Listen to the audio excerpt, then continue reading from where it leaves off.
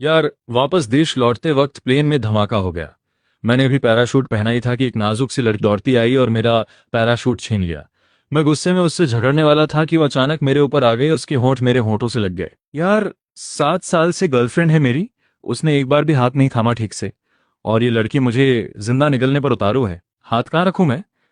अच्छा तू अपनी शक्ल पर इतरा के कुछ भी करेगी क्या? मैं गुस्से में उसे धकेलने वाला था कि कुछ लंबे चौड़े आदमी आए और चारों तरफ नजरें घुमाने लगे। बोले, वो यहाँ नहीं है, पैराशूट नहीं है तो कूदेगा नहीं, जख्मी भी है, भीड़ में छुपा होगा, ढूंढते रहो।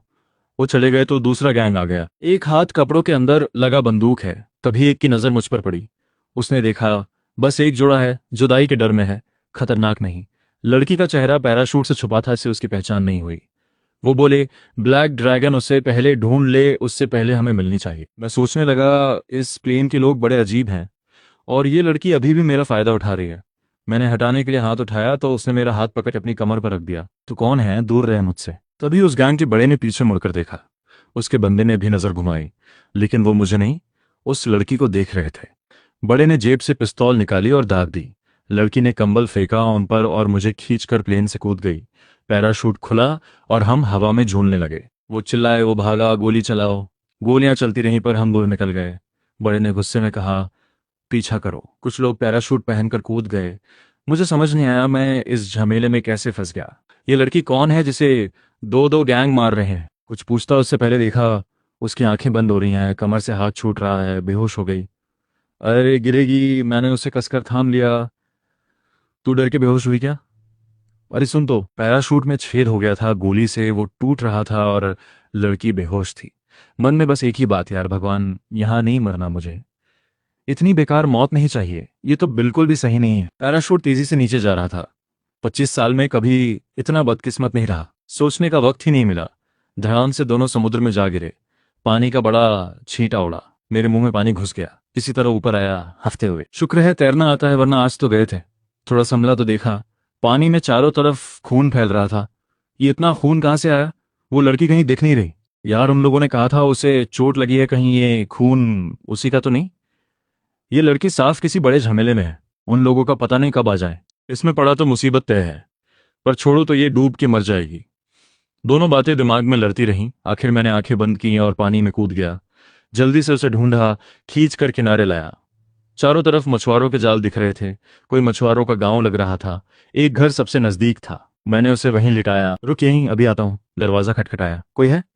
मुझे मदद चाहिए। है कोई अंदर?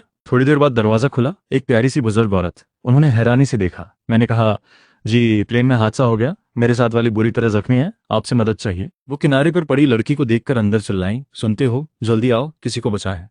मछुआरे बाहर आए, बिना कुछ बोले उसे उठाकर अंदर ले गए। बोले, साहब लड़की को बंदूक की गोली लगी है। मैंने कहा, हाँ प्लेन में डकैत चढ़ गए थे, सब लूट कर गोली चला दी। मछुआरे ने थप्पड़ मारा घुटने पर। अरे जमाना खराब हो गया। मेरे पास पुरखों का नुस्खा है, चाहे जितना बड़ा जख्म हो, दवाई लगाओ, कल तक ठीक। सच में? पहली बार सुना था ऐसा। अम्मा हंसी। इनके घर में पीढ़ियों से मछुआरे हैं। एक बार मछली ने बाँ में काटा, मांस निकल गया, दवाई लगाई, बिल्कुल ठीक हो गए। वाकई? थोड़ा डर लगा सुनकर। अम्मा ने पानी का कटोरा दिया, पहले जख्म साफ करो फिर दवाई लगेगी। मैंने लड़की की तरफ देखा। वो मेरी कमर थामे, सिर मेरे सीने पर टिकाए आराम से सो रही थी। यार बेहोश थी ना? अब होश आ गया क्या? बेहोश थी तो ये सब कैसे कर रही है? मुझे उस पर और गुस्सा आ गया। अम्मा बोली, तुम्हारी लड़की तुम्हें बहुत चाहती है, जख्मी है, फिर भी तुम्हें थामे हुए है। जवानी अच्छी होती है। हमारे जमाने में तो हाथ पकड़ना भी शर्म की बात थी। मैंने सभ्य मुस्कान रखी। अंदर से इस बेशर्म लड़की पर खींच रहा था। अम्मा उसका चेहरा देखकर रुक गईं। लगा जैसे कुछ पहचाना। अम्मा जानती हैं इसे? कहीं कोई बड़ी मुजरिम तो नहीं जिसे पूरे देश ढूंढ रहा हो? अभी अभी 2 गैंग पीछे थे इसके। अम्मा ध्यान से सोचो, ये कहाँ दिखी थी? मेरी जान का सवाल है। अम्मा ने सिर हिलाया, याद नहीं, लेकिन लगता है शहर के लोग हो। इतनी सुंदर हो, लगती हो फिल्मी जोड़ी। अरे नहीं अम्मा, हम कहाँ के स्टार देख रही हो, कितने बुरे हाल हैं। बेटा ये दवाई लगा दो, थोड़ी देर में खाना बनाती हूँ, बुलाने आऊंगी। बहुत शुक्रिया। अरे इसमें क्या। दोनों बाहर गए तो मैंने लड़की के माथे पर हल्की से चुटकी ली। वो कराई, भौहें से कुड़ी। देखा तो छाती पर काले खून के निशान थे और ताजा खून भी बह रहा था। मन नहीं था पर उसकी शर्ट हटाई, बस इसलिए कि यही मर गई तो और बड़ा झंझट होगा। ऊपर का हिस्सा साफ किया, पानी काला हो गया।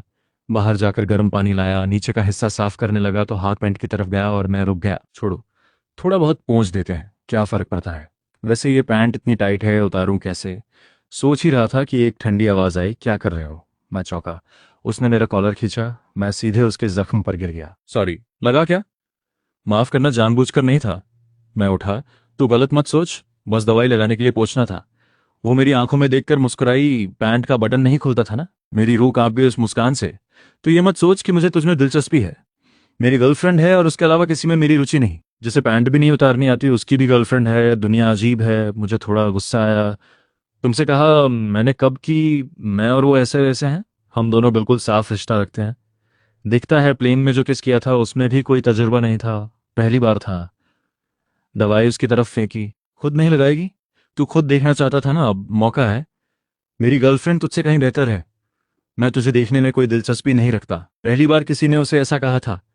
वो थोड़ा मुस्कुराई। धीरे धीरे मेरी तरफ खिसकी और मेरी आस्तीन खींची। कुछ कहने वाली थी कि बिस्तर से फिसलने लगी। मैंने बचाने के लिए हाथ बढ़ाया और उसके होंठ अचानक मेरे होंठों से लग गए। मैंने उसे झटका दिया। तू क्या है, कोई बदमाश औरत है क्या? वो हंसी। तुम खुद आए थे। मैं नीचे गिरने वाली थी तभी तुम आए। यार, ऐसी बेशर्म लड़की मैंने नहीं देखी। उसकी आंखों में शरारत थी। जितना गुस्सा करो उतना मजा आता था उसे। बोली, अगर नुकसान लगता है तो बदला ले लो। मैंने होंठ बीचे। फोन दे मुझे। किस लिए? मैं उसे देखकर अंदाजा लगाने लगा, भागी हुई कैदी है या कोई मोस्ट वांटेड। तभी दस्तक हुई। बेटा, खाना तैयार है, लड़की को उठा लो। मन में बोला, ये मेरी लड़की नहीं है, पर मुंह से निकला, जी आया अम्मा, तकलीफ दी आपको। लड़की ने धीरे से कहा, दवाई अभी लगी नहीं। जैसे तीसरे को सुनाने के लिए बोला हो। मैंने घूर कर देखा। जैसे कहा हो, हाथ पैर सही हैं। खुद लगा। अम्मा बोली, बेटा इतनी देर में अभी तक दवाई नहीं लगाई, जल्दी करो, जख्म बढ़ जाएगा। डेटॉल से पहले साफ करना, फिर पाउडर डालना। जाती हूँ, दवाई लगा के खाना खाने आ जाना, कहकर दरवाजा बंद कर दिया। लड़की को घूरा। वो संतुष्ट मुस्कान से बैठी थी। आधी बोतल डेटॉल जख्म पर डाली।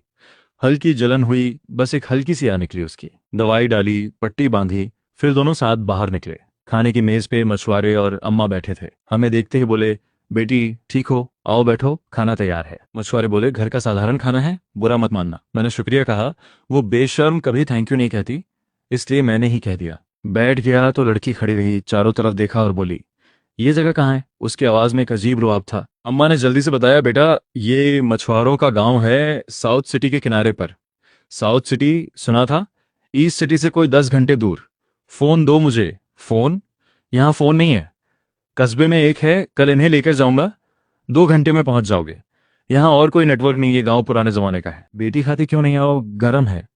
अम्मा ने मछली का टुकड़ा उसे देना चाहा। लड़की ने रोका नहीं। अम्मा का हाथ रुक गया। मैंने बात संभाली, इनका मतलब है खुद लेंगी, आप खाइए, मैं इन्हें देता हूँ। अम्मा की प्लेट में वो टुकड़ा रखा और लड़की को मछली की पूंछ दी। बहुत नखरे हैं तो ढूंढो अपना हिस्सा। मुझे थोड़ी खुशी मिली। लड़की समझ गई, जानबूझकर सबको अच्छा हिस्सा दिया और उसे पूछ। पर उसे गुस्सा नहीं आया, बल्कि हल्की मुस्कान आई। बोली, घर पर तुम मेरी मछली के कांटे निकालते हो ना? मैं बस कांटे निकली मछली खाती हूँ। मैं दांत पीसता रहा, दो बुजुर्गों के सामने कुछ नहीं बोल सका। बस इतना कहा, बड़े हो गए हो, जिद छोड़ो, खाओ। तुम खिलाओगे नहीं? मेरी तरफ देखा। अम्मा ने, दोनों ने हाथ रोक लिए। ये सुनकर मुझे खून का घूंट पीना पड़ा। बोला, आप लोग खाइए, हम भी वैसे ही खाएंगे, कोई फर्क नहीं। अम्मा ने झेप कर बात संभाली। मैं सफाई देने वाला था कि लड़की पहले बोली, हम तो आमने सामने मुंह से खिलाते हैं एक दूसरे को। मछुआरे के मुंह से निवाला निकल गया। अम्मा घबरा गई, पीठ थपथपाई। मैंने आंख बचाकर धीरे से कहा, बस भी करो। वो मजे से बोली, तो या तो तुम खिलाओ या मैं खिलाऊं। मैंने उठाकर उसकी प्लेट उसके मुंह में ठूंस दी। कहा, घर पर तो कांटे वाली मछली खाने का शौक है ना, यहां भी खाओ। मैंने सारा गुस्सा उसकी थाली में भर दिया। बुजुर्गों की आंखें फटी रह गईं। इस जमाने में कोई कांटे खाता है? मैंने कहा, इनका पेट बड़ा मजबूत है, कटोरा भी पचा लें। और बड़े प्यार से एक और निवाला उसके मुंह में डाला। लड़की को गुस्सा नहीं आया, बस देखती रही। जैसे ही लगा मैं जीत गया, उसने वो खाना मेरे मुंह में डाल दिया। मैं अवाक रह गया। उसने जबरदस्ती निगलवाया। बुजुर्ग दोनों हैरान बैठे रहे, ये नई पीढ़ी है या क्या है। मैं कांटे के डर से अटका हुआ था, पर जब निकल गया तो कुछ नहीं हुआ। उसने कांटे पहले ही हटा दिए थे और एक तरफ रख दिए थे। मैंने हैरानी से उसे देखा। वो बोली, खुद खाओगे या मैं खिलाऊं? मैंने झट से चम्मच उठाई। खुद खाता हूं। मैं उसकी तरफ देखे बिना खाने लगा। उसने चुपचाप मेरी थाली में मछली का अच्छा टुकड़ा डाला, कांटे निकाले, बोली, धीरे खाओ। मैं जल्दी से खत्म करके इस छोटी शैतान से दूर हो जाना चाहता था। खाना खत्म हुआ। अम्मा ने पुराना बक्सा खोला, कपड़े निकाले। बेटा, नहाए धोए नहीं, ये मेरी शादी के कपड़े हैं, पहन लो। मैंने हिचकिचाते हुए कहा, अम्मा शादी की निशानी है, कैसे पहने? अम्मा ने कहा अब मैं ये पहन नहीं सकती, यादगार तो दिल में रहेगी। लड़की बोली ये कपड़े तुम पर नहीं जचेंगे। मैंने पलटकर कहा तुमसे मतलब? बोला हटो रास्ते से, नहाना है मुझे। मछुआरे बर्तन समेट रहे थे, तभी बूढ़े को याद आया वो लड़की टीवी पर देखी थी। हाँ वही है, 1,000 करोड़ की कंपनी की मालकिन फुचिंगुआन। हाँ बिल्कुल वही है। अम्मा ने हंसते हुए कहा तुम टीवी ज्यादा देखते हो, इतनी बड़ी कंपनी वाली यहाँ कैसे आएगी? बूढ़े ने कहा प्लेन में आई थी ना, टीवी में दिखाते हैं ऐसे लोगों को। दोनों की बातें एक खिड़की से बाहर तक आई। नहाते वक्त मैं सोचने लगा फुचिंगवान, कहीं सुना है ये नाम? शैम्पू लेने हाथ बढ़ाया, कुछ हिलता महसूस हुआ। दिल एकदम से धड़का, ऊपर देखा तो डर के मारे मुंह से निकल गया, आवाज कांप रही थी। फुचिंगवान ने सुना और दौड़ कर आई। अम्मा बाबा कुछ समझ नहीं पाए थे, वो बाथरूम का दरवाजा खोलकर अंदर आ गई। बाल्टी एक तरफ पड़ी थी, मैं कोने खड़ा था, कपड़े ठीक नहीं थे, थोड़ा बुरा हाल था। उसने आकर कंधे पर कपड़ा डाला, आवाज शांत थी पर फिक्र थी। क्या हुआ? उसने बाथरूम में नजर घुमाई, कोई नहीं था। मैं तार की तरह तना हुआ था, उसके कंधे पकड़े, उंगलियां भिंची थीं। बहुत धीमे बोला कुछ है? वो नरमी से बोली क्या दिखा? मैं एकदम सीधा खड़ा था, थोड़ा पीछे हटा, आवाज भारी थी। कॉकरोच? वो एक पल चौंकी, फिर हल्की हंसी आई, नरमी से बोली कॉकरोच से डरते हो? यहां से चलते हैं। मैं तुरंत बोला हाँ अभी। कॉकरोच उड़ा और खिड़की पर बैठ गया। मेरा चेहरा पीला पड़ गया, घबराहट में पीछे हटने लगा। उसका कंधा कस के पकड़ा। फुचिंगुआन ने हल्की आ भरी, कहे जख्म पर खिंचाव लगा। घबराओ मत, घबराने से वो और आएगा। मैं एकदम जम गया, माथे पर पसीना था। धीरे से बोला यहाँ से ले चलो। उसने बाथरूम का जायजा लिया। अम्मा बाहर से पूछने लगी। उसने दरवाजा आड़ में रखा, आवाज दी सब ठीक है। थोड़ा डर गए बस।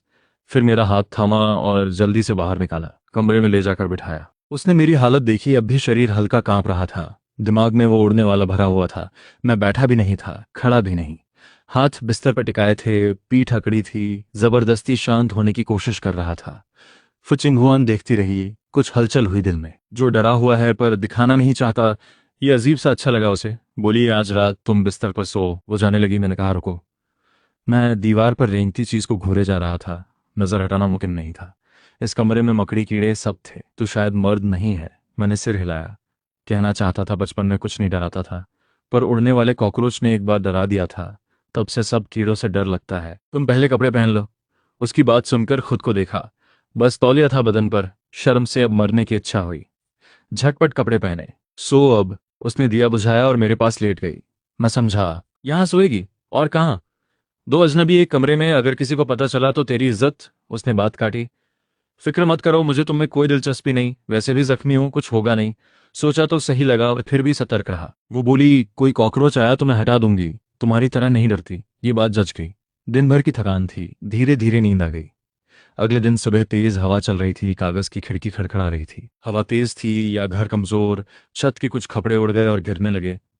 एक बड़ा चमकदार प्लेन आ रहा था, जैसे जैसे करीब आया कपड़े और गिरते गए। आखिर आधी छत लगभग उड़ गई। घर का सामने हिल गया, खिड़की हिल गई। अम्मा बाबा जाल समेट रहे थे, डर के कोने में सिकुड़ गए। प्लेन रुकना चाह रहा था पर जगह कम थी, कई चक्कर लगाए और आखिर पास की रेत पर उतरा। आसपास के मछुआरे दौड़कर देखने आए, इस गांव में पहले कभी ऐसा नहीं हुआ था। मैं शोर से उठा, देखा तो फुचिंगुआन को बाहों में भींच रखा था। मैं झट से उठ बैठा। अच्छा हुआ, दोनों के कपड़े ठीक थे। फुचिंगुआन ने नाराजी से देखा, बोली रात भर इधर उधर पकड़ते रहे, नींद नहीं आई, क्या पकड़ लिया उसे? तभी याद आया, रात सपने में कुछ नरम नरम था, सोचा बिल्ली होगी। लेकिन वो तो ये थी, तो जगाया क्यों नहीं? मुझे डर था कि जगाऊं तो तुम होश में आ जाओ, फिर सिर्फ गले लगाने पर नहीं रुकते। ये औरत बोलती भी कितनी बेशर्मी से है। तभी बाहर शोर हुआ, फुचिंगुआन बोली मेरे लोग आ गए, चलो। अभी? मैंने मुंह भी नहीं धोया। वो बोली चलो मैं कहीं और ले चलती हूँ, या उस कमरे में जाएं जहां कॉकरोच था। कॉकरोच सुनते ही मैंने झट से मना कर दिया। मन नहीं था साथ जाने का, पर कोई चारा नहीं था। बाहर काफी लोग जमा थे। दूर एक शानदार प्राइवेट जेट खड़ा था, उस पर खास लोगो था। मैंने बचपन से बड़े बड़े प्लेन देखे थे, पर यह 10 अरब डॉलर का था, सबसे ऊपर। अंदर living room, office, entertainment, bedroom, सब कुछ था। एक औरत प्लेन से उतरी, देखते लगा रेजादी है। वो मेरी तरफ चली। मैंने सोचा क्या ये मुझसे मिलने आई है, पर मुझे यहाँ जानता कौन है? मैं उलझन में था, अगर दिल की बात करे तो क्या कहूंगा, पहले से गर्लफ्रेंड है मेरी। मैं सोच ही रहा था कि वो मेरे पास से गुजरी और सीधे फुचिंगवान के पास गई। बोली मैडम माफ करें, देर हो गई। दोनों गैंग के अलावा एक और अनजान गुट था, उन्होंने प्लेन का पंख उड़ाया था। उनका निशाना एक मर था, पर काफी लोग मारे गए, अभी ज्यादा पता नहीं चला। उसने मेरी तरफ एक नजर डाली, सोचा ये कौन है जो मैडम के इतने पास खड़ा है? हमारी मैडम मर्दों से दूर रहती हैं, पर इससे कोई नाराजगी नहीं दिखती। फुचिंगुआन ने कुछ सोचा, फिर बोली, इस घर की मरम्मत करवाओ। प्लेन उतारते वक्त छत उड़ गई। वो झुककर बोली, गलती हुई। फुचिंगुआन ने अम्मा से पूछा, बगीचा लगाना आता है? अम्मा हैरान थी, जवाब नहीं दे पाई। उसकी वाली ने थोड़ा सख्त होकर कहा, मैडम पूछ रही हैं। अम्मा बोली, हाँ। फुचिंगुआन ने कहा, तो एक बगीचा भी दिलवाओ। सबने मेरी तरफ देखा। मुझे समझ आया, कल मजाक में जो कहा था वो सच कर रही है। मैं कुछ बोल नहीं पाया। रहने का हर्जाना भी दूंगी, पूरा नया घर, और मेडिकल के लिए 1 लाख का चेक। उसकी वाली लिखने लगी, फिर रुकी। बोली, मैडम यहाँ आसपास कोई बैंक नहीं है, चेक का क्या करेंगे, नकद दो।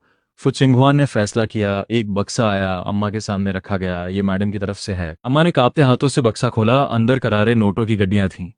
इतने पैसे देखकर अम्मा बेहोश हो गई। मछुआरे ने थामा, फिर खुद झांक कर देखा। वो भी लड़खड़ा गए। ऐसे पैसे उन्होंने जिंदगी में नहीं देखे थे। चलो मेरे साथ।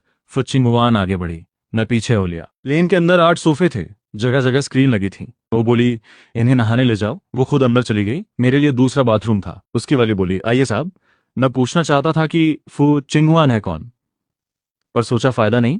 प्लेन उतरा और बात खत्म। ये नहाने का सामान है, ये कपड़े, बाथरूम वो रहा। कपड़ों के साथ अंडरवेयर भी था। घिन आई। वो बोली, मैडम ने कल रात मैसेज में बताया था, साइज भी आपका ही है। मेरे कान लाल हो गए। कब भेजा मैसेज? रात 11 बजे। याद आया, तब मैं सो चुका था। उसने चुपके से मेरा फोन लिया और मैसेज किया, और शायद बाकी चीजें देखी। शर्म और गुस्सा एक साथ उछला। धड़ाम से बाथरूम का दरवाजा बंद किया। साहब, जरूरत हो तो दीवार पे बटन है। वो चली गई। नहाते नहाते मन में गालियां देता रहा। मेरा फोन चुपके से इस्तेमाल किया, ये तो हद है। नहाकर निकला तो फुचिंगुआन खाने की मेज पर बैठी थी। नहाने के बाद एकदम बदली हुई लग रही थी। साफ कपड़े, अच्छी खुशबू। स्टेक काट रही थी बड़े सलीके से। ये कोई आम अमीर नहीं है। बैठते ही उसने कहा, कल रात जान बचाई, शुक्रिया, 1 करोड़ दे रही हूँ। मेरे हाथ रुक गए। कितना बुरा लगा सुनकर। उसकी वाली ने तुरंत चेक बढ़ाया, साहब रख लीजिए। मैंने ठंडे से मना किया, नहीं चाहिए, कल जो हुआ वो बस हो गया। इसे सेवा का मेहनता ना समझ लो। ये सुनकर उसकी वाली हैरान, मतलब ये साहब कल रात मैडम के साथ थे? ये तो बड़ी खबर है। हमारी मैडम कभी किसी मर्द के पास नहीं फटकने दी। असिस्टेंट भी औरत रखती हैं। घर वाले रिश्ता लाए तो मुंह फेर लेती हैं। और ये मर्द इसके साथ रात बिताई। जादू है क्या इस पर? मैंने चेक चिंगुआन की तरफ फेंका और जेब से 1 रुपया निकाल कर उसकी तरफ उछाला। रात सेवा ठीक रही, ये इनाम रख लो। उसकी वाली ने चेक और रुपया दोनों हवा में लपक लिए, वरना मैडम के चेहरे पर लगते। चिंगुआन ने मुझे ऐसे देखा जैसे कुछ भांप रही हो। मैंने गला साफ किया, कल रात की बात किसी से मत करना। हमने कुछ नहीं किया, मेरी गर्लफ्रेंड है। मैं नहीं जानता तुम्हारे कितने यार हैं, पर मैं उनमें से नहीं हूं। उसकी वाली को अब हैरानी से आगे का शब्द नहीं मिल रहा था। मैडम ने किसी ऐसे को पसंद किया जिसकी गर्लफ्रेंड है, और वो मैडम को घास भी नहीं डाल रहा। फोर्ब्स की लिस्ट में 6 साल से पहले नंबर, शक्ल भी, दिमाग भी, और ये साहब हैं कि परवाह ही नहीं। उसकी वाली मन में सोच रही थी, साहब आपकी नजर थोड़ी और तेज होती, इस प्लेन की शान देखकर भी समझ जाते कि मैडम कौन है, फिर भी गर्लफ्रेंड को ऊपर रखे हो। तुम बड़े वफादार निकले। फुचिंगुआन का लहजा अजीब था, पर उसकी वाली समझ गई। मैडम को चुभा, वाह ये तो दिलचस्प हो रहा है। पर मैडम, आप तो जो चाहें हासिल कर लेती हैं, गर्लफ्रेंड वाला भी क्या मुश्किल है? मैंने ठंडे से कहा, फुसाइबा मैं वैसा नहीं हूं। तुम्हें बेशम कहना गलत नहीं होगा। बेशम? इस मर्द ने मैडम को बेशम कहा। उसकी वाली की सांस रुकी। फुचिंगुआन ने मुस्कुराते हुए कहा, खाओ, पहले खाओ फिर लड़ना। मुझे भूख नहीं थी, पर कल से उसने 3-4 बार जान खाई थी। एक नाश्ता तो बनता है। मैं बेझिझक खाने लगा। फुचिंगुआन ने स्टेक का टुकड़ा काटकर मेरी प्लेट में रखा। चखो, अच्छा है। मैंने चाकू से वो टुकड़ा हटा दिया। किसे चाहिए तुम्हारी जूठन? मैं खुद ले लूंगा। उसकी वाली आंखें फाड़े देखती रहीं। ये साहब मैडम को एकदम हवा में उड़ा रहे हैं। पहले कभी कोई ऐसा नहीं था। नाश्ता खत्म हुआ। प्लेन ईस्ट सिटी के एयरपोर्ट पर उतर चुका था। मैंने कहा, शुक्रिया फुसाइबा, अब दोबारा मिलना ना हो तो अच्छा। मैं उतरा, टैक्सी ली और चल दिया। चिंगुआन उसे जाते देखती रही, कुछ सोच रही थी। उसकी वाली ने धीरे से पूछा, मैडम घर चलें? उसे लगा मैडम उदास हैं। चिंगुआन बोली, ऑफिस चलो। उसकी वाली ने धीरे से पूछा, उनकी जानकारी निकाले? चिंगुआन की ठंडी नजर उस पर पड़ी, जैसे झिड़क रही हो। वो डर गई, माफी मांगने वाली थी। तभी चिंगुआन बोली, तुम मुझे समझने लगी हो। उसके होठों पर अजीब मुस्कान थी। उसकी वाली कांपी, खुश हो या डरे समझ नहीं आया। मैडम पहली बार किसी मर्द के लिए ऐसी थी। अपना बंगला छोड़कर ईस्ट सिटी के एयरपोर्ट तक आई, बस ताकि वो आराम से जा सके। उसकी वाली ने सिर झुकाया, जी मैडम, अभी पता करती हूँ। चिंगुआन खिड़की से बाहर देखती रही। मैं टैक्सी में बैठा, पता बताया, चिंगयान ग्रुप। ड्राइवर ने हैरान होकर पूछा, लिंजियांग साउथ रोड वाला चिंगयान ग्रुप? हाँ, कोई बात है? ड्राइवर कुछ बोलने वाला था, रुक गया। लगता है ये साहब बहुत दिन बाद लौटे हैं, शायद नाम बदल गया। पर बताऊं तो अजीब लगेगा। चुप रहा, गाड़ी चला दी। मैंने खिड़की से बाहर हवा ली। ईस्ट सिटी आ गया आखिर। हवा में पुरानी पहचानी खुशबू थी। मन खुश हो गया। फिर याद आया माँ बाप को मैसेज नहीं किया। छोड़ो, सीधे जाकर चौंका देता हूँ। आज लू नियन नियन का जन्मदिन था। उसके लिए बड़े जतन से तैयार किया तोहफा प्लेन से कूदते वक्त गुम हो गया। थोड़ा खींच हुई और वो औरत याद आई। अगर वो नहीं होती तो मैं ये झंझट में नहीं पड़ता। फोन निकाला और एक केक शॉप को लगाया। क्या अभी तैयार केक मिलेगा? दूसरी तरफ से आवाज आई, यान साहब आप हैं? फ्रंट डेस्क का फोन हाथ से छूटते छूटते बचा। पिछले 10-15 साल से यान परिवार के सारे मिठाई केक वहीं से जाते थे, इसलिए हर नंबर याद था। पर 3 साल से यह नंबर नहीं आया था। हाँ, वापस आ गया हूँ। सबसे बड़ा केक चाहिए, आज हो जाएगा। आप लू मैडम के लिए मंगवा रहे हैं? हर साल इस वक्त यान परिवार लू नियन नियम के लिए केक भेजता था। सब जानते थे, पर उसने बताया यान छोटे साहब पहले ही भिजवा चुके हैं। मुझे लगा यान ये भाई ने सोच लिया। सगे भाई नहीं, पर हमेशा मेरे लिए सोचता है। मैं मुस्कुराया, ठीक है तो जरूरत नहीं, शुक्रिया। खाली हाथ जाने में क्या बुराई, आखिर एक ही परिवार है। खिड़की से बाहर देखा, जितना करीब आ रहा था इलाका उतना शानदार हो रहा था। हमारा ग्रुप ईस्ट सिटी की बड़ी कंपनियों में से एक है। सोचते सोचते टैक्सी रुकी। उतरा तो नाम देखकर चौंका, चिंगशी ग्रुप। ये क्या है? इधर उधर देखा, जगह वही थी, सब कुछ वैसा ही था, पर नाम बदल गया था। दो कर्मचारी तेज कदमों से गुजरे। एक बोला, बॉस ने कहा था आज वो नहीं है, ये प्रोजेक्ट हमें ही संभालना है। दूसरा बोला, यान बॉस की वजह से 3 साल में कमाई काफी बढ़ी है। मैंने रोका, यान बॉस मतलब यान युआन डोंग है? हाँ हाँ, दोनों ने अजीब हंसी के साथ जाने दिया। समझ आया, कंपनी का नाम बदला है, अपना ही है। जो घबराहट थी वो गई। अंदर गया। फ्रंट डेस्क वाली तपाक से उठी, मुस्कुराते हुए पूछा, किससे मिलना है? मैंने कहा, मैं यान चेन हूँ, यान युआन डोंग का बेटा, इस ग्रुप का एग्जीक्यूटिव डायरेक्टर। जरा ऊपर बता दो, मैं आ गया हूँ। वो पहले सीधी खड़ी थी, अब मुस्कान गई, जगह तंजने ली। साहब शायद आप गलत जगह आए हैं। यहाँ यान सरनेम का एक ही एग्जीक्यूटिव डायरेक्टर है, यान युआन डोंग, और उनका बेटा यान ये बाई डायरेक्टर है। मेरे छोटे भाई ने झूठ बोला और पहले खोजबीन भी नहीं की। मैं उलझ गया, ये बाई डायरेक्टर कब से हो गया? 3 साल पहले दादाजी गए। वसीयत में साफ था कि चिंग्यान ग्रुप की 80% हिस्सेदारी और यान परिवार की 100 अरब से ज्यादा की दौलत मैं और पिताजी दोनों मिलकर चलाएंगे। जो पहले शर्त पूरी करे वो वारिस। उससे पहले हम दोनों ही एग्जीक्यूटिव डायरेक्टर थे। वसीयत में ये बाई का नाम था ही नहीं। मैंने शांति से कहा, तुम गलत फहमी में हो, यान ये बाई मेरा छोटा भाई है। वो मुस्कुराई। मैं 3 साल से यहाँ हूँ, कभी नहीं सुना कि डायरेक्टर का कोई बड़ा भाई है। मैंने कहा, यान युआन डोंग मेरे पिताजी हैं, सच है? उसका मुंह एक तरफ हुआ। रहने दीजिए साहब, उनका नाम जानने वाले बहुत हैं। आज वो नहीं है इसलिए आकर उनका बेटा बन रहे हो। धोखाधड़ी अच्छी बात नहीं। मुझे रोना हंसना एक साथ आया। मैं सच बोल रहा हूँ, मैं भी माधुरी दीक्षित की बेटी हूँ। शक्ल अच्छी है तो कुछ और करो, ये रास्ता मत चुनो। लग रहा है बॉस का ऑफिस चुराने आए हो। अभी कोई बड़ा मेहमान आया है सोचा। निकला धोखेबाज। मैंने कहा, इंटरनल फोन लगाओ, मैं खुद बात करता हूँ, ये सबसे आसान तरीका है। उसने आंखें घुमाई और धमकी दी कि पुलिस बुला लेगी। मैंने पूछा, आज कोई खास बात है? वो बोली, आज हमारी भावी मालकिन लू डायरेक्टर का जन्मदिन है। सब बड़े ऊपर गार्डन में है, तुम यहाँ बेकार खड़े हो। मेरी बात बेकार थी, मैं चला गया। टैक्सी ली। मन में गुस्सा भी था, हंसी भी। फिर माँ बाप को फोन किया, कोई नहीं उठाया। छोटे भाई को किया, नहीं। नियन नियन को, नहीं। चारों में से कोई नहीं। ड्राइवर से पूछा, भाई चिंग्यान ग्रुप चिंगशी कब से हो गया? उसने कहा, मैं 2 साल से हूँ, हमेशा चिंगशी ही देखा। मैंने छोड़ दिया। ईस्ट सिटी फर्स्ट होटल पहुंचा। सबसे ऊपरी मंजिल पर गार्डन में जाने की कोशिश की। इनविटेशन नहीं था, 2 गार्ड अड़ गए। कुछ भी समझाओ, टस से मस नहीं। जाओ जाओ, हटो यहाँ से। मैंने कहा, मैं यान युआन डोंग का बेटा हूँ। वो बोले, और हाथ मत लगवाओ। तभी एक जानी पहचानी आवाज, अरे यान चेन। एक चेहरा सामने आया। मैंने देखा, शहाव भाई। 3 साल में और भी अच्छे लगने लगे। गार्ड झट से झुके, 10th मास्टर, नमस्ते। उसने उन्हें नजरअंदाज किया और मुझसे बोला, कब आए? मेरी पागल बहन ने बताया नहीं। कुछ दिन पहले घर वालों ने उसकी शादी की बात चलाई तो तेरा नाम लेकर बच गया। सबको हंसा दिया। शहाव भाई बस करो, बचपन से मजाक बनाते हो। वो हंसा। तू मेरी बहन को पकड़ के रखा, वो 3 साल तेरे पीछे रही, उसका रिकॉर्ड तूने तोड़ा। सबसे मुश्किल रहा तू। उसने मेरा कंधा थपथपाया। मैंने कहा, शिहाओ भाई ये गार्ड नहीं मान रहे, जरा पहचान दिला दो। उसने ठुड्डी पर उंगली रखी, इसमें मेरा फायदा? मैंने कहा, एक एहसान रहेगा, जब भी कहो चुका दूंगा। ठीक है। उसने गार्डों को इशारा किया, जाने दो। गार्डों ने रास्ता दिया। शुक्रिया कहा तो शहाओ बोला, पर यानचेन आज का वक्त सही नहीं है। मुझे समझ नहीं आया। उसने कहा, बड़ा तमाशा होने वाला है, पर मैं खुद देखना चाहता था इसलिए आया। इतने में रोशनी कम हुई। एक स्पॉटलाइट स्टेज पर यान युआन डोंग खड़े थे मुस्कुराते हुए। बोले, आज एक खुशखबरी देनी है, मेरे बेटे की शादी के बारे में। सब शांत हो गए। मुझे अजीब लगा, तो क्या पापा मेरी और नियन नियन की बात कर रहे हैं, पहले बताया क्यों नहीं? तभी सुना, यान परिवार की बहू लू नियन नियन स्टेज पर आए। तालियां बजी। 3 साल में नियन नियन थोड़ी दुबली हो गई थी, चेहरे पर वही नरम मुस्कान।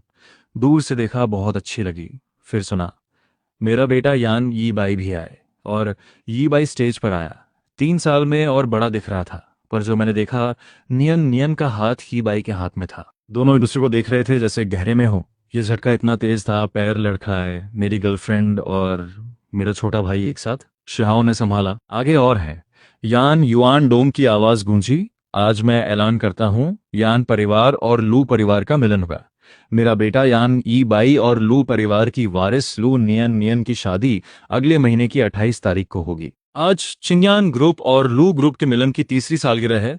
नियन नियन का जन्मदिन भी है, और ये सगाई की रात भी। सगाई, ये शब्द सिर पर हथौड़े जैसा लगा। दिमाग झनझना गया। दर्द कुछ और ही था। 8 साल की मेरी गर्लफ्रेंड मेरे छोटे भाई से सगाई, ये कैसे हो सकता है? फिर सुना, एक दुखद बात भी कहनी है।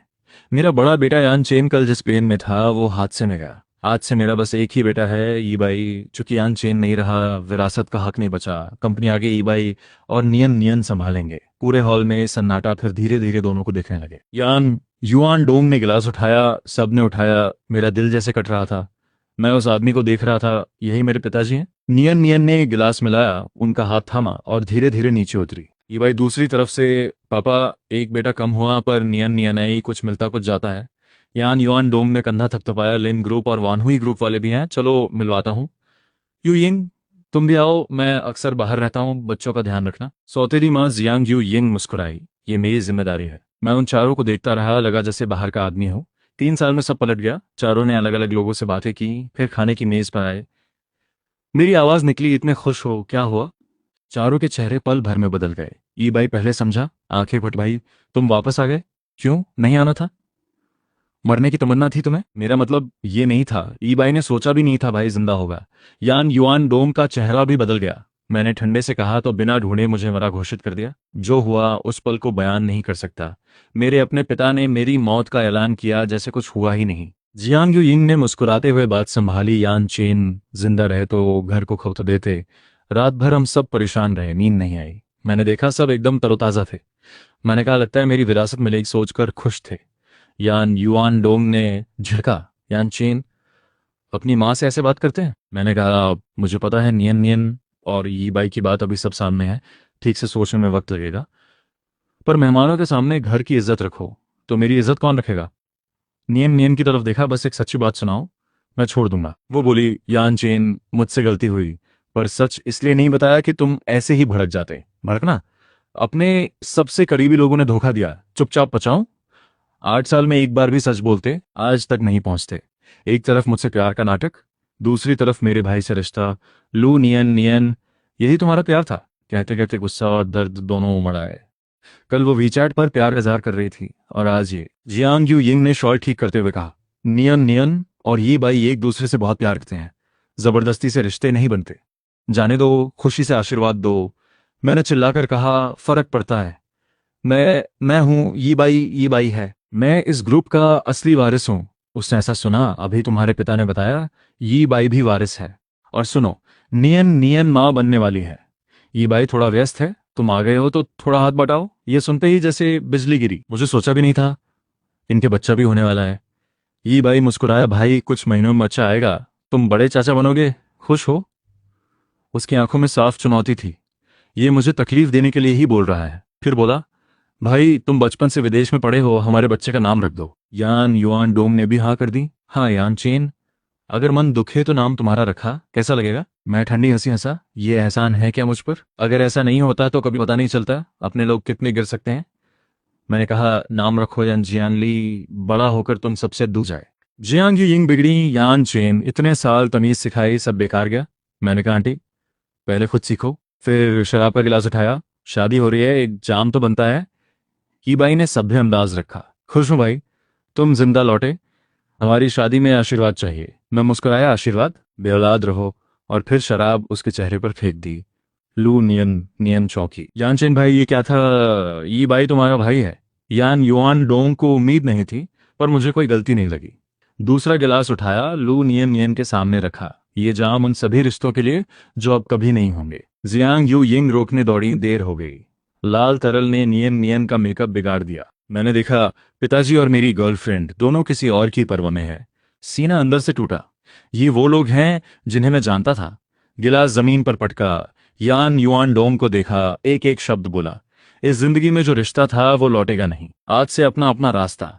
जख्मी भेड़िए की तरह वहां से निकला। बाहर कब से मूसलाधार बारिश थी। मैं भीगता हुआ चला गया, इस ठंडी दुनिया को महसूस करता हुआ। 8 साल की मूर्खता, अब जागने का वक्त है। बारिश बेरहमी से भिगो रही थी। मैं रोते रोते हंस पड़ा। लगा खुद का वजूद ही मजाक है। फिर रोया। तकलीफ इतनी गहरी थी कि निकलने का रास्ता नहीं था। गाड़ियां हॉर्न बजाने लगी। पागल है क्या? मरना है तो दूर जा, मेरी गाड़ी के सामने से हट। मैं और हंसने लगा, जितना गाली मिली उतना हंसा। तभी एक काली गाड़ी तेजी से मेरी तरफ आई। मैं उस गाड़ी को पहचानता था। रंग, नंबर, मॉडल यही नियन नियन की गाड़ी है। मैं वहीं खड़ा रहा। नियन नियन आई। शायद गलती का एहसास हुआ। माफी मांगने आई होगी। पता नहीं था माफ करूं या नहीं। 8 साल मेरी जिंदगी में उसकी यादें इस तरह घुली हैं कि निकालना मुमकिन नहीं। धड़ाम गाड़ी आकर लगी। दिमाग सुन। तो ये मुझे खत्म करना चाहती थी। मेरी हंसी अजीब हो गई। शरीर जोर से गिरा, होश गया। बारिश बेरहमी से बरसती रही। जमीन पर लाल फैलने लगा। मैडम किसी को टक्कर मार दी। एक घबराई आवाज, लू साहब की गाड़ी चलाने की आदत नहीं मुझे। बारिश में इंसान दिखा तब तक ब्रेक नहीं लगी। पिछली सीट पर बैठी ने पलके तक नहीं उठाई। ठंडी आवाज, किसी को भेजो। उसकी वाली ने शीशा पोंछा। मैडम ये तो यान साहब हैं। आपने यान साहब को मारा? इस एक बात पर पिछली सीट वाली ने सिर उठाया। हूं। और दरवाजा खुल गया। फु चिंगवान तेज कदमों से उस तरफ गई। उसकी वाली समझे उससे पहले मैडम झुककर उसे उठाने लगी। मैडम ध्यान रखो, डॉक्टर को बुलाओ, घर चलो। फुचिंगुआन ने उसे देखा। इतनी बारिश में यान चेन यहाँ क्या कर रहा था? आती गाड़ी से भी नहीं हटा। सिर के पीछे खून बारिश के साथ मिलकर उसके कपड़ों को रंग रहा था। जल्दी करो। मैडम पहले से तेज चला रही हूँ। आखिरकार गाड़ी वेस्ट बैंक डिस्ट्रिक्ट में घुसी। ईस्ट सिटी का सबसे महंगा इलाका, फो चिंगुआन का घर। मैडम आ गई। उनके कदमों के साथ डॉक्टर, नर्स भी चले। हॉल में आए। हमेशा सफाई का ख्याल रखने वाली मैडम ने एक भीगे हुए मर्द को बिस्तर पर रखा। नौकर एक दूसरे को देखते रहे। मैडम जख्म साफ करने लेंगी, सब बाहर जाओ। सब गए। एक नौकर पानी का टब लाया। कमरा खाली होते ही उसने खुद मेरी भीगी शर्ट उतारी। गरम तौलिए से पोंछने लगी। अंदर आओ। आवाज सुनकर बाहर वाले अंदर आए। देखा तो फुचिंगुआन खुद मुझे पोंछ रही है। जल्दी जख्म बांधो।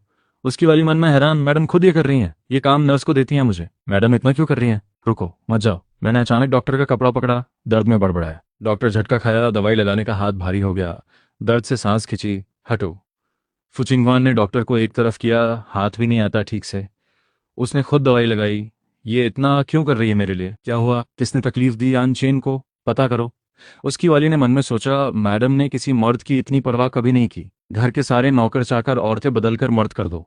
फु चिंगवान ने कहा। चूंकि घर में हमेशा औरतें ही थीं, इसलिए उसे खुद करना पड़ा। साहब उठे। मैं आपकी देखभाल के लिए हूँ। ये कहाँ हूँ? West Bank district, east city का सबसे महंगा इलाका, मैडम का घर। यहाँ कैसे? उनके असिस्टेंट से टक्कर हो गई थी, याद है? सिर में दर्द उठा। गिरते वक्त लगी थी, गहरी नहीं, पट्टी हो गई। मैं सोचा, फिर याद आया। उठने लगा। नौकर ने रोका। मैडम का ख्याल नहीं रहा। मुझे याद नहीं कि कौन था, होश ही नहीं था। मैडम कहाँ है? नहाने गई हैं। बचाने में भीग गई थी। ये नाइट गाउन कैसे? भीगे थे, सर्दी ना हो इसलिए बदल दिया। किसने बदला? नौकर ने। और कोई नहीं। मेरे कपड़े कहाँ हैं? धुलकर सुखाए गए, लॉन्ड्री रूम में। अभी ले आती हूँ। वो झुककर चली गई। मैंने कमरे में नजर घुमाई। सजावट बेहतरीन थी। नौकरों का अंदाज भी बड़े घर वाला। यहाँ की मालकिन कोई बड़ी हस्ती है। नियन नियन की गाड़ी नहीं थी, पर 8 साल मेरे अंदर जो उगा था उसे उखाड़ा गया। सांस तक कांप रही थी। कपड़े आ गए साहब, थोड़े नम हैं, पहनेंगे? मैंने इशारा किया। जाओ, मैं खुद कर लूंगा। तौलिया हटाने लगा, तभी दरवाजा खुला। एक मीठी आवाज, सुना उठ गए हो। एक पतली सी छाया अंदर आई। तुम यहाँ कैसे? उसने होठों पर हल्की मुस्कान रखी। ये मेरा क्या? मैं एक पल रुका। बाहर जाओ। वो हल्की हंसी। इतनी हिम्मत से निकालते हो? कुछ देखा भी नहीं तो हड़बड़ाहट कैसी? कुछ नहीं देखा मतलब? तुम्हारे माँ बाप ने दस्तक देना नहीं सिखाया? अपने कमरे में दस्तक कैसी? मैं और हैरान। ये तुम्हारा कमरा है? तुम्हारे कपड़े सूखे नहीं? सर्दी बढ़ाना हो तो ऐसे ही रहो, वरना बदल लो। कपड़े दिए तो और नाराज हुए। जमाना अजीब है। मैं थोड़ा संभला। सर्दी लग रही है, चक्कर भी, तो तुमने बचाया। थोड़ा ख्याल आया, शायद लहजा ठीक नहीं था। शुक्रिया, अब देर हो रही है, चलता हूँ। कहाँ जाओगे इस वक्त? मुझे सब पता चल गया, क्या हुआ अच्छी तरह जानती हूँ। होटल में रहूंगा, इतनी रात को यहाँ से अकेले जाओगे, लोग कहेंगे मैंने निकाला, मेरा नाम खराब होगा। मन में आया, दो गैंग पीछे पड़े थे, नाम की क्या फिक्र, पर लगा वो ठीक करना चाहती है। तुमने जान बचाई, उसका हक अदा करना है। जब तक कहीं और ठिकाना ना हो, यहाँ रहो। फिर बोली, चिंता मत करो, दुबले पतले में कोई दिलचस्पी नहीं मुझे। दुबले पतले? मेरे को दुबले पतले बोला? सिर का दर्द थोड़ा कम लगा। आराम करो, खाना देखने जाती हूँ। मैंने नए कपड़े देखे, साइज और स्टाइल क्या खास मेरे लिए। फिर मैंने सिर झटका नहीं, इस घर में मर्द आते होंगे इसीलिए सब साइज रखती होगी। नहाने गया, आईने में देखा, चेहरा पीला। ऐसे मुझे कौन पसंद करेगा? नियन नियन का मन बदला तो कोई हैरानी नहीं। नियन नियन याद आई, सीने में तेज दर्द। 8 साल का रिश्ता अचानक खत्म, जिस छाती में छुरा घुपा हो। कुछ देर बाद चिंगुआन ने दस्तक दी। खाना तैयार है? यान चेन सोया तो नहीं? दरवाजा खोला, बाथरूम में रोशनी थी, भाप बाहर आ रही थी। वो जाने वाली थी, तभी अंदर से अलार्म बजा। फु चिंगवान समझी कुछ गड़बड़ है, दरवाजा खींचा, अंदर से बंद। यान चेन, सुन रहे हो? दरवाजा खोलो। भाप में मैं जमीन पर था। फु चिंगवान ने उठाया। यान चेन, उठो, डॉक्टर डॉक्टर। मैडम बुलाया? पट्टी फिर से बांधनी होगी। जी जी। बेवकूफ आदमी, नहाते वक्त बेहोश हो गया। मैडम, जख्म में इन्फेक्शन से बुखार है, बुखार उतारना जरूरी है, कुछ भी करो। ठीक है। कुछ देर बाद मेरी आंखें खुली, घुटन हो रही थी। जागे? कोई तकलीफ है? मैंने हाँ में भी सिर हिलाया और ना में भी। नियम। मैंने धुंधले चेहरे को देखने की कोशिश की, उठने की कोशिश की। सिर अभी दर्द है? मैंने हाँ में हिलाया, फिर सामने धुंधली शक्ल देखकर रुका। क्या हुआ? बहुत तकलीफ है, डॉक्टर को बुला दूं? तुम ऐसे कैसे कर सकती हो? किसी से भी प्यार करती? मेरे भाई के साथ क्यों? बच्चा भी हो गया। फुचिंगुआन की भौहें सिकुड़ी। यानचेन ने उसे लू नियन नियन समझ लिया। बस एक लड़की की बात है, दुनिया में कमी नहीं। मेरी नियन नियन अलग थी। अभी तकलीफ है, डॉक्टर को भेजो। कोई फायदा नहीं, यहाँ यहाँ दर्द है। तुमने मुझसे प्यार करना क्यों छोड़ा? मैंने क्या गलती की बताओ, सब ठीक कर दूंगा। अगले पल मैंने फू चिंगुआन को कसकर पकड़ लिया। फू चिंगुआन के पूरे बदन में एक हलचल हुई, नजर धुंधला गई। यान चेन आखिरकार मेरा होगा, पर अभी नहीं। अभी ये जानता ही नहीं मैं कौन हूं। अगले दिन सुबह उठा, कमरे में कोई नहीं था। धुंधले में याद आया, बाथरूम में बेहोश हुआ, उसके बाद क्या हुआ कुछ याद नहीं। तभी एक नौकर ने देखा, साहब जाग गए, खाने के लिए नीचे चलिए। नहीं, मैडम कहाँ है? वो मुस्कुराई। मैडम सुबह ही इंटरव्यू देने गई हैं। इंटरव्यू? तभी टीवी पर एक बिजनेस शो में एक चेहरा दिखा। 6 साल से लगातार अमीरों की लिस्ट में पहले नंबर पर, सिंगल सीईओ। हाँ, यही है हमारी मैडम। इसीलिए नाम जाना पहचाना लग रहा था, ये चेंगुआंग ग्रुप की सीईओ है। मैंने दिमाग में कई अंदाजे लगाए थे, ये नहीं सोचा था हमारी मैडम बेहतरीन है, यान साहब के साथ जोड़ी अच्छी जमेगी। मैंने बात बदली। मेरा फोन कहाँ है? बारिश में खराब हो गया था, मरम्मत के बाद उसी कमरे में रखा है। शुक्रिया। I know you. मैं जानता हूँ अभी बोलूंगा तो यकीन नहीं करोगे। लू नियान नियान का अरसे से ई बाई के साथ चक्कर चल रहा था। एक तरफ मुझसे बात करती रही, दूसरी तरफ ई बाई के साथ संबंध बनाती रही। अब तो बच्चा भी होने वाला है। क्या ये लू नियान नियान इतनी हिम्मत कर सकती है? मुझे भी कल ही सच पता चला। कल उसका जन्मदिन था, लेकिन ये मैंने सोचा भी नहीं था कि वो मेरे छोटे भाई से सगाई कर लेगी। और सुनो, कल हमारे छिंग यान ग्रुप के मर्जर की तीसरी सालगिरह भी थी। क्या 3 साल हो गए मर्जर को? ये भी कल ही पता चला। बेवकूफ लग रहा हूं ना खुद को? यहां तक कि मेरी विरासत भी अब खतरे में है। ये भाई अब ग्रुप का चेयरमैन है और आंटी भी चेयरमैन बन गई। क्या मामला है? दादाजी की वसीयत में तो उनका कोई हिस्सा नहीं था। हाँ, उनकी चाल साफ दिखती है। पहले ग्रुप के अंदर घुसकर लोगों से जान पहचान बनाई, फिर इंतजार किया कि पापा विरासत मिलने के बाद हिस्सा बांटे। कहना होगा उनका दांव बहुत सोचा समझा था। ये तो हद हो गई। रुको, मैं यांग यांग अभी वापस आता हूँ और तुम्हारी तरफ से हिसाब चुकाता हूँ। अरे नहीं नहीं बड़े साहब, आप आए तो और गड़बड़ हो जाएगी। मैंने आपको इसलिए फोन किया ताकि पूछ सकूं। आप करें क्या? और क्या, पहले विरासत वापस लो, बाकी बाद में। मैं रुका। तुम्हें पता है ना कि विरासत के लिए 2 शर्तें पूरी करनी होंगी। जो पहले पूरी करेगा उसी को मिलेगी। कौन सी शर्तें? पहली, दोनों में से कोई एक छिंग यान ग्रुप के नए QV13 परफ्यूम की खुशबू को पहचाने। QV13 क्या है? वो परफ्यूम जो दादाजी ने जाने से पहले आखिरी बार बनाया था। अभी तक बनाया नहीं। 3 साल पहले पापा ने मुझे परफ्यूम सीखने के लिए विदेश भेजा था। पापा जैसा चालाक इंसान भला विरासत तुम्हें देने देगा? उन्होंने कहा था, चाहे कोई भी विरासत पाए, बाप बेटे का रिश्ता निभाते हुए आपस में बांटना होगा। मैंने धीरे से हाँ कहा। पहले मैं भी यही सोचता था, लेकिन 3 साल बाद जब लौटा तो घर का नक्शा ही बदल चुका था। QV13 बना पाए तुम? नहीं, ये परफ्यूम बहुत पेचीदा है। मैं बचपन से खुशबुएं पहचानता आया हूँ, फिर भी इसके सामने हार मानता हूँ। बस एक दो तत्व ही पकड़ पाता हूँ। बनाने का तरीका भी बड़ा नाजुक है, थोड़ी सी चूक और खुशबू बिगड़ जाती है। अब क्या होगा? पहली शर्त ही इतनी मुश्किल है, 3 साल में भी नहीं बना पाए, कहीं ऐसा ना हो कि जिंदगी भर न बना पाओ। दूसरी शर्त क्या थी? विरासत पाने वाले की जिंदगी खुशहाल होनी चाहिए, घर परिवार बसा हो। क्या इतनी मुश्किल? दादाजी ने सीधे बोल दिया होता कि विरासत देनी ही नहीं। यांग यांग को लगा दादाजी बस परेशान कर रहे थे। लेकिन दादाजी तुम्हें इतना प्यार करते थे, इतनी कड़ी शर्तें क्यों? असल में वो चाहते थे कि मैं पढ़ लिख कर कुछ बनूं और खुशहाल रहूं। विरासत को उन्होंने एक प्रेरणा की तरह रखा। म्यू यांग यांग ने सिर मिलाया। हाँ, इसमें भी बात है। मुझे चिंता होने लगी। पापा की दूसरी शर्त तो पहले से पूरी है, उनके घर परिवार है, बस पहली शर्त बाकी है। अगर उन्होंने QV13 मुझसे पहले बना लिया तो छिंग यान ग्रुप और 100 अरब से ज्यादा की दौलत सब उनकी हो जाएगी। अगर आंटी और ये बाई के हाथ लगी तो दादाजी की आत्मा को चैन नहीं मिलेगा। तो क्या सोच रहे हो? मैं इन 3 सालों में ग्रुप पापा ही चलाते रहे। कोई नहीं जानता कि मैं और पापा दोनों ग्रुप के एक्टिंग प्रेसिडेंट हैं। मुझे डर है कि सब उन्हें ही असली बॉस मान बैठे होंगे। आंटी ने शायद ग्रुप के अंदर अपने लोग भी बिठा दिए होंगे ताकि मैं वापस आऊं तो कुर्सी पर बैठने से पहले ही हटा दिया जाऊं। विरासत तो बेशक वापस लेनी होगी। जैसा तुमने कहा, छिंग यान ग्रुप दादाजी की जिंदगी भर की मेहनत है। किसी गैर के हाथ जाए तो दादाजी को चैन नहीं। बिल्कुल सही। जो मेरा है वो यूं ही कैसे छोड़ दूं? पहले सोचता था पापा को सब दे दूंगा, लेकिन अब सब बदल गया। वो पहले जैसे पापा नहीं रहे, या शायद वो कभी अच्छे इंसान थे ही, बस मुझे दिखा नहीं। इतने अरसे बाद घर लौटा हूँ, किसी को कमजोर नहीं दिखूंगा। यान साहब जा रहे हैं क्या? मैन साहब ने कहा है जब तक ठीक ना हो कहीं नहीं जाना। बस थोड़ी हवा लेने जा रहा हूँ। वैसे भी वो मेरी आज़ादी पर हुक्म चला सकती हैं क्या? अगर आप चले गए तो मैन साहब को क्या जवाब देंगे हम? पहले उन्हें फ़ोन करके बताता हूँ, वरना वो हमें डांटेंगी। आप उनकी बात इस तरह करते हैं जैसे वो बहुत खतरनाक हो। क्या सच में इतनी डरावनी है? नौकर ने हिचकिचाते हुए धीरे से सिर हिलाया। हेलो, कौन है? मैन साहब, मैं हूँ झेन झेन। तुम कैसे? लगता है मेरी छाप अच्छी पड़ी। देश लौटाई और बताया भी नहीं, एयरपोर्ट पे लेने भी नहीं आऊं। बस एक काम करो, मुझसे दूर रहो जितना हो सके। जरूर हाओ भाई ने मेरे लौटने की खबर दे दी होगी, वरना इतनी जल्दी कहाँ पता चलता। फोन काटते ही एक स्पोर्ट्स कार सामने आकर रुकी। आज चेंग भाई, बहुत दिन बाद। आज चेंग, तुम थके हुए लग रहे हो। कुछ बुरा हुआ क्या? तुम्हें क्या मतलब? मैं दूसरी राह पर चल दिया, उसे नजरअंदाज किया। उसे कैसे पता चला मैं यहाँ हूँ? शायद उसी फोन से पता चला। डिंग वही।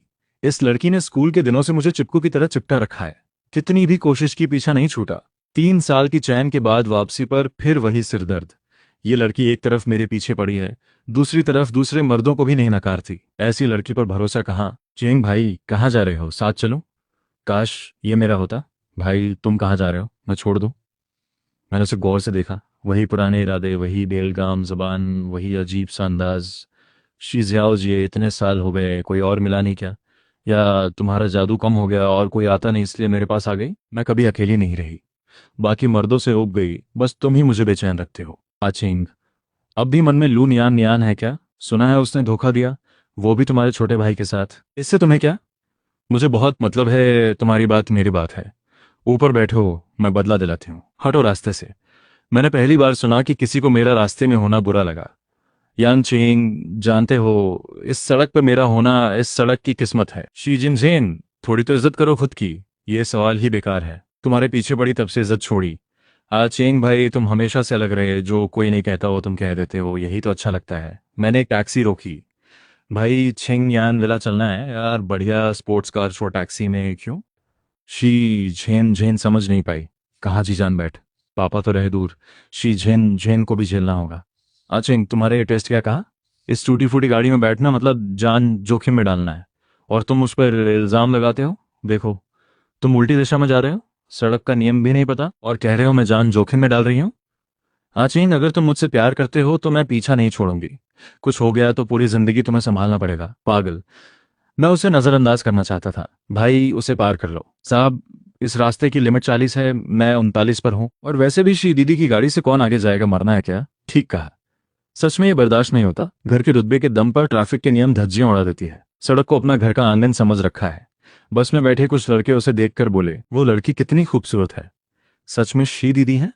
मैगजीन से कहीं ज्यादा सुंदर। शायद तारीफ सुनकर शी झेन झेन ने अपनी उंगली उठाई और उन्हें एक इशारा किया। बस में बैठे लड़के चिल्लाने लगे। देखते ही देखते कई गाड़ियों से लोग बाहर निकल आए।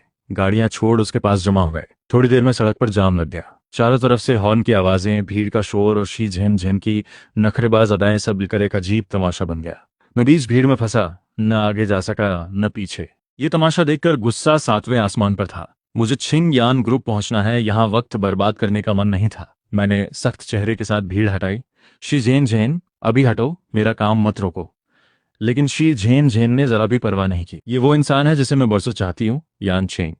आगे से सबका साथ बना रहे। ये सुनते ही भीड़ और ज्यादा फोन निकालकर हम दोनों की तस्वीरें खींचने लगी। मैंने उसका हाथ झटका, आवाज में ठंडक थी। हमारा कोई रिश्ता नहीं, आगे भी पचड़ा किया तो ठीक नहीं होगा। वो एक कदम पीछे हुई। आचेंग भाई, मैं बस तुम्हारी मदद करना चाहती थी। लू नियान नियान और यान यी बाई ने जो किया, सिर्फ मैं ही हूँ जो सच में तुम्हारी परवाह करती हूँ। मुझे तुम्हारी परवाह की जरूरत नहीं। मुझे छिंग यान विला जाना था, वसीयत लानी थी। यान युआन डोंग के झमेले में फंसने का वक्त नहीं था। तभी तेज रोशनी भीड़ को चीरते हुए आई और एक गाड़ी मेरे सामने आकर रुकी। आसपास का शोर अचानक थोड़ा थम गया। खिड़की नीचे हुई। बस 2 शब्द, बैठ जाओ। आवाज सपाट थी, लेकिन इनकार की गुंजाइश नहीं थी। मैंने बिना सोचे दरवाजा खोला और बैठ गया। दरवाजा बंद होते ही बाहर का शोर पूरी तरह कट गया। गाड़ी के अंदर सुकून था। हल्की ठंडी खुशबू ने मन की बेचैनी कुछ कम की। शी झेन झेन दौड़कर खिड़की के पास आई। तुम कौन हो? आचेंग भाई को कहाँ ले जा रहे हो? मैं शी परिवार की बड़ी बेटी हूँ। किसी को भी मुझसे आचेंग को छीनने का हक नहीं। गाड़ी चल पड़ी। शी झेन झेन की आवाजें और भीड़ का शोर पीछे छूट गया। मैं सीट पर टिक गया, कंधों का तनाव ढीला पड़ा। माथे पर हाथ रखा, थोड़ा सुकून मिला। गेंग जी, मुझे छिंग यान मिला जाना है। दादाजी की वसीयत वही है। वसीयत मिलने पर ही मैं छिंग यान ग्रुप वापस लेने का दावा कर सकता हूँ और यान युआन डोंग की असलियत सबके सामने ला सकता हूँ। मैं साथ चलूंगा। विला की सुरक्षा, यान युआन डोंग का हालिया शेड्यूल, घर में कौन कौन है, सब कुछ श्याओ श्याओ से पता करा लिया है। तुमने मेरी जान बचाई थी। फू चिंग हुआन कभी किसी का एहसान नहीं थी। तुम्हारा मामला हो और मैं चुप बैठूं, ये नहीं होगा। तुम्हें जवाब चाहिए, मैं पीठ हूँ। जो तुम्हारा है वो वापस लेना है। चेन गुआंग ग्रुप तुम्हारे साथ है। इन कुछ दिनों में उसने मुझे कार हादसे से बचाया, शियान क्षेत्र में रहने दिया, चुपचाप सारी जानकारी जुटाई, कभी बदले में कुछ नहीं मांगा। और जब मैं अपना समझता था, वो लौटने के पहले दिन ही मेरी मौत का ऐलान कर घर पर काबिज हो गए। एक गर्म लहर दिल में उठी। मैंने उस औरत को देखा जो इस शहर के सबसे ऊपर खड़ी है। सीधी आंखों से कहा, फू चिंग हुआन, शुक्रिया। सब ठीक होने के बाद मैं जरूर चुकाऊंगा। मुझे बदला नहीं चाहिए, बस जीतो। गाड़ी जल्दी ही छिंग यान विला पहुंच गई। ये वही घर जहां पला बढ़ा, लेकिन आज एक ठंडे पिंजरे जैसा लग रहा था। दरवाजे पर तैनात गार्ड ने मुझे देखते ही रंग बदल लिया। यान साहब, बुजुर्ग साहब का हुक्म है, आप अंदर नहीं जा सकते। मैं अपने घर आने के लिए किसी से इजाजत नहीं मांगता। आवाज ठंडी थी, कदम नहीं रुके। गार्ड रोकने की हिम्मत नहीं जुटा पाया, बस घबराकर फोन निकाल खबर देने का। हॉल में दाखिल होते ही यान युआन डोंग, जियांग यूयिंग, यान यीबाई और लू नियान नियान की हंसी खिलखिलाहट सुनाई दी। चारों सोफे पर बैठे ग्रुप के भविष्य और शादी की तैयारियां बात कर रहे थे। कदमों की आहट सुनकर सबने मुड़कर देखा। मुझे देखते ही उनके चेहरों की हंसी एकदम जम गई। यान चिंग, तुम यहाँ कैसे? बाहर के गार्ड मरे हुए हैं क्या? किसने घुसने दिया? निकालो इसे। यान ईबाई ने पीली पड़ती लू नियान नियान को थामा। उसकी आंखों में हड़बड़ाहट थी। भाई, तुम लौट आए, बहुत चिंता हो रही थी। चिंता? चिंता इस बात की कि मैं अभी तक जिंदा हूं और तुम्हारी जायदाद हड़पने, घर पर कब्जा जमाने और चैन से शादी करने के मंसूबे खराब हो रहे हैं। आचिंग, मुझसे गलती है, लेकिन हम दोनों में सच्चा प्यार है। तुम्हें बताया नहीं तो इसलिए कि तुम विदेश में परेशान ना हो। माफ कर देना, माफ। तुमने 8 साल के रिश्ते को धोखा दिया, मेरे भाई के साथ छुपकर संबंध बनाए, बच्चा भी होने वाला है और ऊपर से मेरी मौत का ऐलान भी करवाया। तुम माफी के लायक हो। बकवास बंद करो। छिंगयान ग्रुप अब मेरा और ईबाई का है। तुमसे कोई लेना देना नहीं। दादाजी की वसीयत अब रद्द हो चुकी है। रद्द? शियाओ शियाओ ने फौरन एक दस्तावेज निकालकर आगे किया। यान युआन डोंग, तुमने चुपके से वसीयत में हेरफेर किया, ग्रुप की अरबों की संपत्ति हड़पी, बाहरी लोगों से मिलकर पुराने कर्मचारियों को दबाया। ये सारे सबूत चेन गुआंग ग्रुप के पास हैं। इसके अलावा दादाजी का छोड़ा हुआ QV13 परफ्यूम भी मैंने सफलतापूर्वक बना लिया है। घर परिवार की शर्त भी पूरी होती है। मैं विरासत के हर मापदंड पर खरा उतरता हूँ। मैंने वसीयत की असली प्रति और परफ्यूम का प्रमाण मेज पर पटका। यान युआन डोंग का चेहरा सफेद पड़ गया, सोफे पर ढह गए। जियांग यूयिंग का पूरा बदन कांप रहा था। वो पुरानी अकड़ गायब थी। ये बाई की नजरें चुरा रहा था, सीधे देख नहीं पा रहा था। लू नियान नियान पूरी तरह टूट गई, जमीन पर बैठकर रोने लगी। तभी बाहर से सायरन की आवाज आई। फू चिंग हुआन ने शांत आवाज में कहा, पद का दुरुपयोग, व्यावसायिक धोखाधड़ी और जाली दस्तावेज, पुलिस आ चुकी है।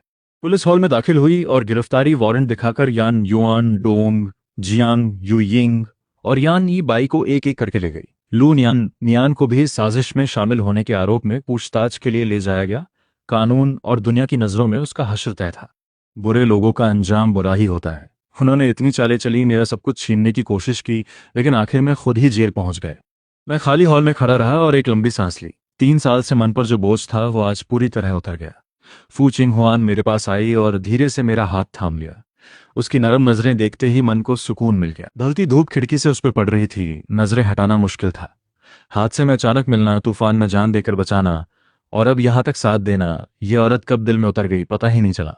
फू चिंग हुआन, पहले तुमने मुझे संभाला, अब मेरी बारी है। चिंग यान ग्रुप को मैं बचाऊंगा, दादाजी की आखिरी ख्वाहिश पूरी करूंगा, और इस जिंदगी में सबसे जरूरी बात यह है कि तुम्हारे साथ रहूं। उसकी आंखों में एक मुलायम मुस्कान आई। वो पंजों पर उठी और धीरे से मेरे होठों को छू गई। इस बार कोई जल्दबाजी नहीं थी, कोई गलत फहमी नहीं, बस दिल की खुशी और पूरा यकीन। बाद में मैंने छिंग यान ग्रुप की विधिवत विरासत संभाली, कारोबार दोबारा खड़ा किया, पुराने कर्मचारियों को वापस बुलाया, और ये पूरा सफर इस शहर के कारोबारी जगत में एक मिसाल बन गया। मेरी और फू चिंग हुआन की शादी ने पूरे शहर में धूम मचा दी। घर में खुशियां थीं, सुकून था, वो इंसान नहीं रहा जिसे परिवार और प्यार दोनों ने धोखा दिया था। फू चिंग हुआन वही दबंग और तेज तर्रार बड़ी मेमसाब रही, लेकिन सिर्फ मेरे लिए नरम थी। शी जेन जेन ने जब देखा कि मेरा दिल लग चुका है और मैं खुश हूं, तो उसने भी हार मान ली और पीछा छोड़ दिया। और जिन्होंने गलत किया, यान युआन डोंग, जियांग युयिंग, यान ई बाई, अपने लालच और धोखे की सजा भुगतते हुए जेल में जिंदगी गुजारते रहे। लू नियान नियान की इज्जत मिट्टी में मिल गई, कोई सहारा नहीं रहा। जिंदगी के पायदान पर किसी तरह गुजारा करती रही, वो पुराना रुतबा कहीं नहीं था। धूप मेरे और फू चिंग हुआन के साथ बैठे साय पर पड़ रही थी। अब समझ आया, वो हादसा एक मुसीबत भी था और एक नेमत भी। उसने मुझे झूठे लोगों से दूर किया और एक ऐसे इंसान से मिलाया जो सच में कीमती था। अच्छे का अच्छा और बुरे का बुरा, और मेरी और फू चिंग हुआन की जुड़ी हुई जिंदगी ही इस कहानी का सबसे खूबसूरत अंजाम था।